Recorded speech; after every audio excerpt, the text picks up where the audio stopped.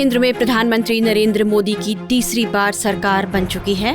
मंत्रियों का शपथ ग्रहण और उनके विभागों का बंटवारा भी हो चुका है। संभावना है कि अब 24 जून से संसद का बजट सत्र शुरू हो सकता है। इसके साथ ही 26 जून को लोकसभा स्पीकर का चुनाव भी किया जा सकता है।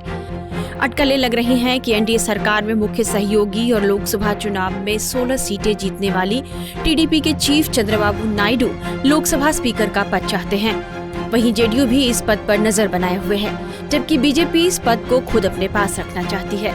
ऐसे में कोटा सांसद ओम बिरला, जो पहले ही लोकसभा स्पीकर रह चुके हैं, वे इस बार फिर इस रेस में शामिल माने जा रहे हैं। हालांकि आंध्र प्रदेश बीजेपी की अध्यक्ष और सांसद डी पुरंदेश्वरी भी इस रेस में बताई जा रही हैं। लेकिन शीर्ष नेतृत्व का करीबी होने की वजह से बिरला इस दौड़ में सबसे आगे हैं। पीएम मोदी पहले ही उनके कार्यकाल की तारीफ कर चुके हैं।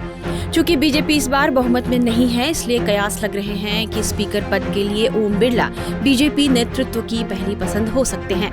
इस बात की एक और संभावना इसलिए भी जताई जा रही है क्योंकि मोदी कैबिनेट में कई चेहरे फिर से रिपीट किए गए हैं। इसलिए माना जा रहा है कि स्पीकर पद के लिए बिरला भी रिपीट किए जा सकते हैं। ओम बिरला को फिर से लोकसभा स्पीकर बनाए जाने के पीछे कई कारण गिनाए जा रहे हैं। बिरला मोदी सरकार के पिछले कार्यकाल में भी स्पीकर रहे हैं और उनका यह कार्यकाल बेहतरीन माना गया। वे इस बार लगातार तीसरी बार कोटा से सांसद चुने गए हैं। वहीं कुशल राजनीतिज्ञ होने की वजह से बिरला के सभी दलों और नेताओं से बेहतर संबंध है। ओम बिरला को प्रधानमंत्री नरेंद्र मोदी के मंत्रिमंडल में पिछले कार्यकाल में भी जगह नहीं मिली थी, लेकिन उन्हें लोकसभा अध्यक्ष बनाया गया था। इस बार भी बिरला को मोदी कैबिनेट में जगह नहीं मिल रही है, इसलिए यह अटकलें लग रही हैं कि वे स्पीकर पद की रेस में हो सकते हैं।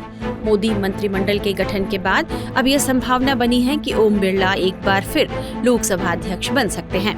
ऐसे में यदि बिरला दूसरी बार फिर से लोकसभा अध्यक्ष बनाए जाते हैं और यदि वे इस पद पर अपना दूसरा कार्यकाल भी पूरा कर लेते हैं, तो वे अपने नाम एक रिकॉर्ड बना सकते हैं। बलराम जाखड़, जो लगातार 2 बार चुने गए और 9.5 साल तक लोकसभा अध्यक्ष रहे हैं। बलराम जाखड़ का पहला कार्यकाल 22 जनवरी 1980 से 15 जनवरी 1985 तक रहा। उनका दूसरा कार्यकाल 16 जनवरी 1985 से 18 दिसंबर 1989 तक रहा।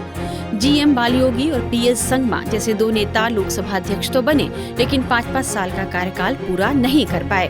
वहीं बिरला का नाम बीजेपी के राष्ट्रीय अध्यक्ष बनाए जाने के तौर पर भी चल रहा है, क्योंकि जेपी नड्डा के मंत्री बनने के बाद राष्ट्रीय अध्यक्ष का पद खाली होना तय माना जा रहा है।